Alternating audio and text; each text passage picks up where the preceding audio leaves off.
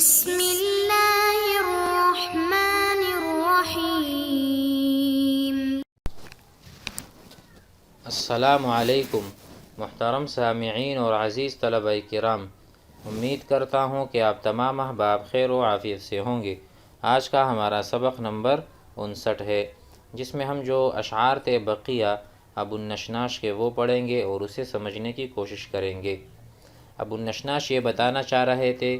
گزشتہ اشعار میں کہ ایسا نوجوان کہ جن کے ساتھ کوئی مدد نہیں کرتا، اس کے اہل و عیال اور اس کے رشتہ دار، تو اس کے لیے موت افضل ہے، کیونکہ اس نے بہت دور کنارے اور بہت مٹے ہوئے نشانوں والے جو صحرا ہیں، جنہیں ابو نشناش کو اس کی سواریاں تیز دوڑاتی رہیں، تب جا کے وہ کوئی بزرگ بنے۔ مزید پڑھتے ہیں تو انشاءاللہ ہمیں یہ بات سمجھ میں آ جائے گی۔ لِيُكْسِبَ مَجْدًا أَوْ لِيُدْرِكَ مَغْنَمًا جَزِيلًا وَهَذَا الدَّهْرُ جَمٌّ عَجَائِبُ وَسَائِلَةٍ بِالْغَيْبِ عَنِّي وَسَائِلِي وَمَنْ يَسْأَلُ الصُّعْلُوكَ أَيْنَ مَذَاهِبُ فَلَمْ أَرَ مِثْلَ الْفَقْرِ ضَاجَعَهُ الْفَتَى وَلَا كَسَوَادِ اللَّيْلِ أَخْفَقَ طَالِبُ فَعِشْ مُعْدِمًا أَوْ مُتْ كَرِيمًا فَإِنَّنِي أَرَى الْمَوْتَ لَا يَنْجُو مِنَ الْمَوْتِ هَارِبُ وَلَوْ كَانَ حَيٌّ نَاجِيًا مِنْ مَنِيَّةٍ لَكَانَ أَثِيرًا حِينَ جَدَّتْ رَكَائِبُ۔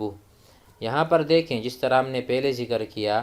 کہ بہت سے دور کناروں اور مٹے ہوئے نشانوں والے صحرا پر ان کی سواریاں تیز دوڑتی رہیں، کیوں؟ تاکہ بزرگی حاصل کرے، لیکسبا، تاکہ وہ کسب کرے، وہ حاصل کرے، لیحصل مجدن، بزرگی، او لیدرک مغنمن، یا بہت غنیمت پالے، مغنمن جزیلا کثیرا، بہت ساری غنیمتیں وہ پالے، اس لیے انہوں نے سواریاں بہت دوڑائی ہیں، ہر جگہ چلا ہے، ہر جنگ میں شریک ہوتا کہ غنیمت ملے اس کو۔ وَهَذَا الدَّهْرُ جَمٌّ وَهَذَا الزَّمَنُ كَثِيرٌ عَجَائِبُهُ، اور زمانے کے عجائبات بہت زیادہ ہیں، یعنی وہ اپنے مقصد میں کامیاب ہو جائیں۔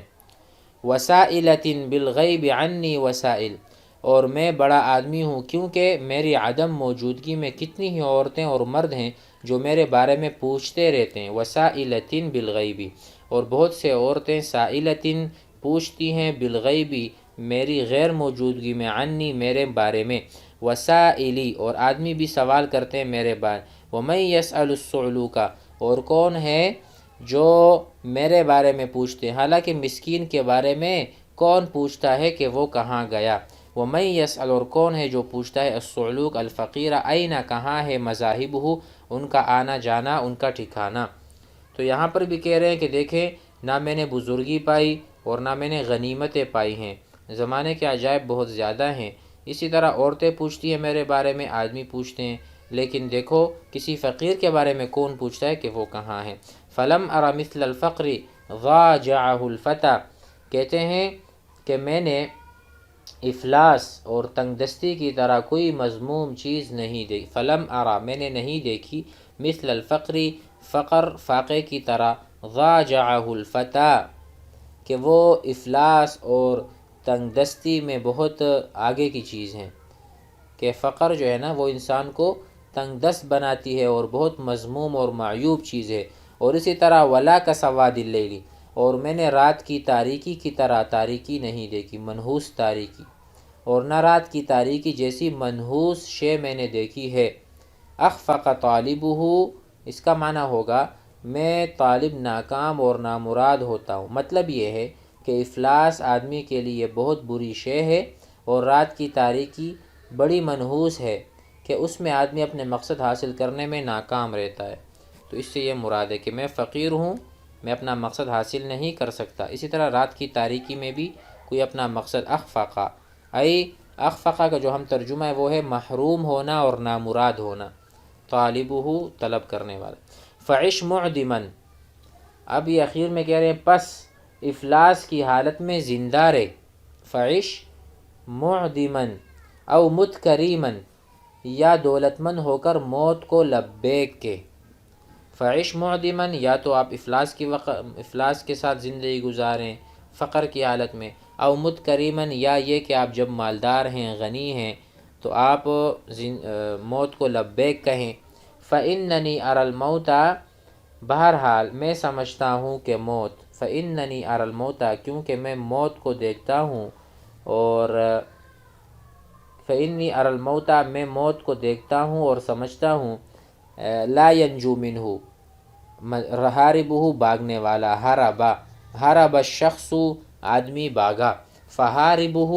ہارب اس میں فاعل ہے بھاگنے والا، تو کہہ رہے میں نے دیکھا ہے کہ موت سے کوئی بھی انسان، کوئی بھی آدمی نہیں بھاگ سکتا، تو اس لیے موت کو ہی پسند کر لینا یہ افضل ہے اور زیادہ اچھا ہے۔ وَلَوْ كَانَ حَيٌّ نَاجِيًا مِّن مَنِيَّةٍ، اگر کوئی زندہ موت سے نجات پانے والا ہوتا، لَكَانَ أَثِيرًا،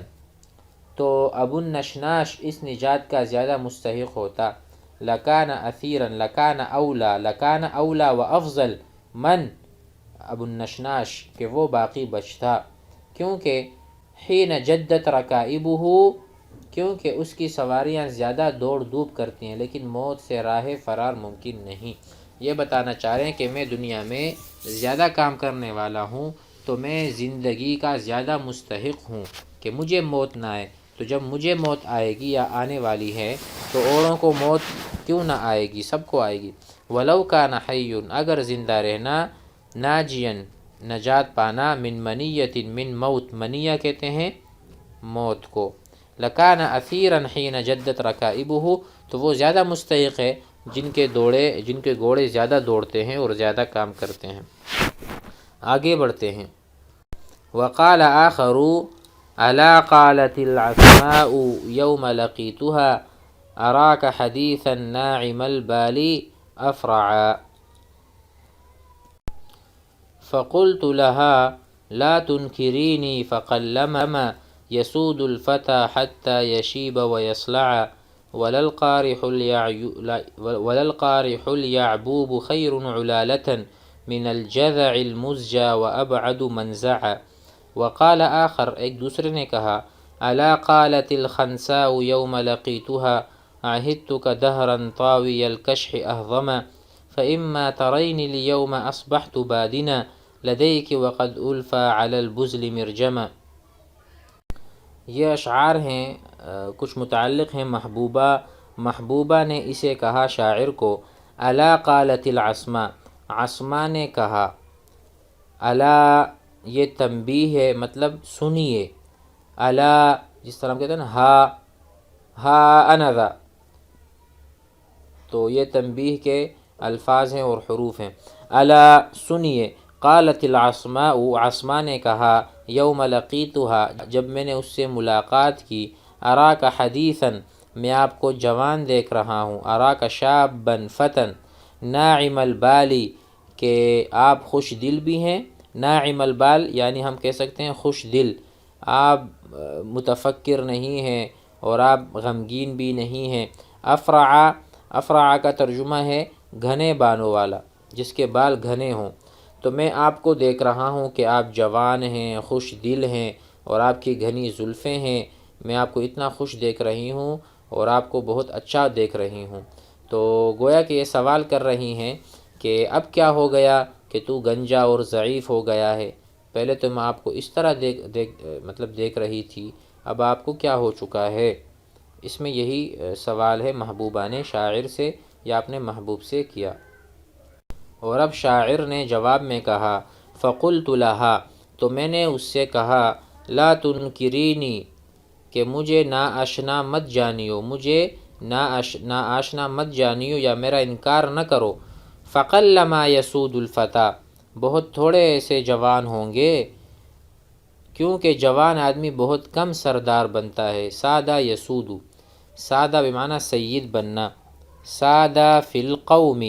قوم میں سید بنا، سادہ احمد فی القوم، احمد اپنی قوم میں سردار اور سید بنا۔ تو کہتے ہیں فقلت لها لا تنکرینی، مجھے ناآشنا مت بناؤ، میرا انکار نہ کرو۔ فقلما یسود الفتى، بہت کم لوگ ہیں جو سید بنتے ہیں یا سردار بنتے ہیں۔ حتی یشیب ویصلع، تا وقت ہے کہ وہ بوڑھا اور زیادہ عمر کی وجہ سے اس کے سر کے اگلے حصے کے بال گر جائیں، تب جا کے وہ سید بنتا ہے۔ تو کہتے ہیں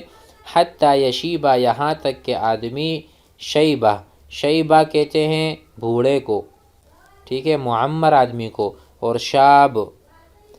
کہتے ہیں جوان کو، شاب و شیبتن، تو یہ شاب یشیب شیبہ سے ہے، یعنی بوڑھا ہونے سے ہے۔ ویصلع رجل اصلع، گنجے کو ہم کہتے ہیں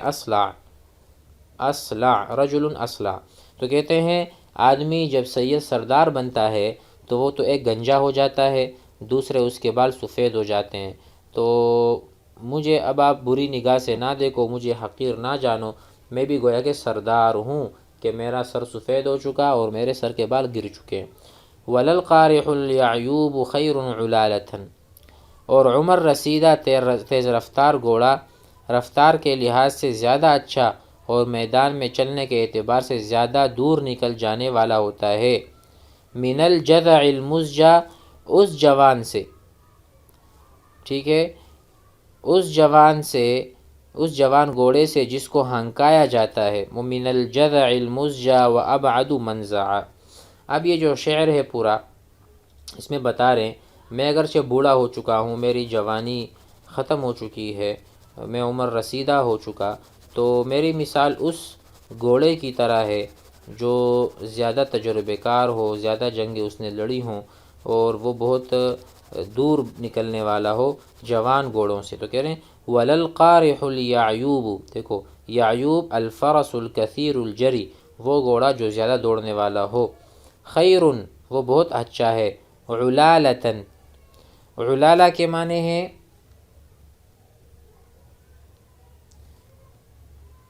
علالہ کا ترجمہ ہم کریں گے کہ دوڑ کے بعد دوڑ، ہر چیز کا باقی حصہ،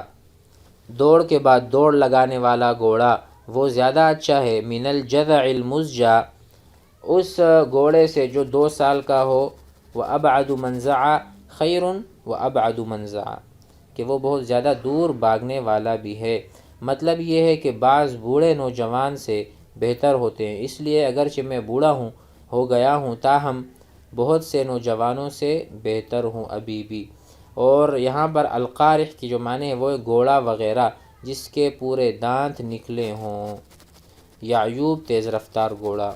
اور جذع کہتے ہیں چھوٹا بچہ، من الجذع، چھوٹا بچہ اور نوجوان گھوڑے کو کہتے ہیں۔ تو اور علالہ ہم نے بتا دیا کہ اس سے مراد دوڑ کے بعد دوڑ ہے، مستقل دوڑنے والا۔ آگے پڑھتے ہیں، الا قالت الخنساء یوم لقیتها، خنسا کہنے لگی جس دن اس سے میں ملا، اوپر والے اشعار کی طرح یہ بھی ہے الا قالت العمصاء یا عصماء، تو یہ ہے خنسا نے کہا یوم لقیتها عندما التقیت بها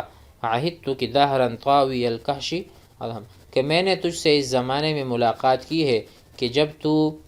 پھرتیلا، نازک کمر اور پتلے پیٹ والا تھا، اور آج تم اتنے بھاری بھرکم کیوں ہو؟ عہدتک ای لقیت بک دہرا، ایسے زمانے میں، طاوی الکشح، طاوی الکشح، کشک کا معنی ہے لپٹے ہوئے پہلو، یعنی پتریلا یا باریک کمر والا، طاوی الکشح، طاوی الظہر، ظہر کہتے ہیں کمر کو یا پیٹھ کو،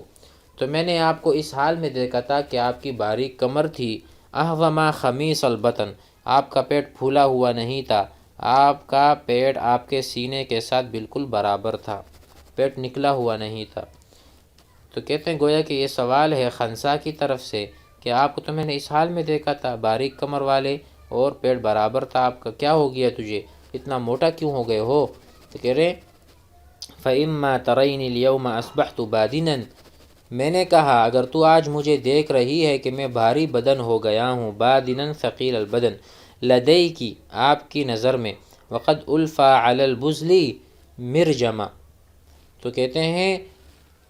تو یہ کوئی خاص بات نہیں کیونکہ میں اونٹوں پر بھاری نہیں بلکہ طاقتور پایا جاتا ہوں، یعنی بدن کی تبدیلی سے توانائی میں تبدیلی نہیں آئی، میں ابھی بھی گھوڑوں پر سوار ہو جاتا ہوں اور تیز دوڑتا ہوں وغیرہ وغیرہ۔ وقد الفا، وقد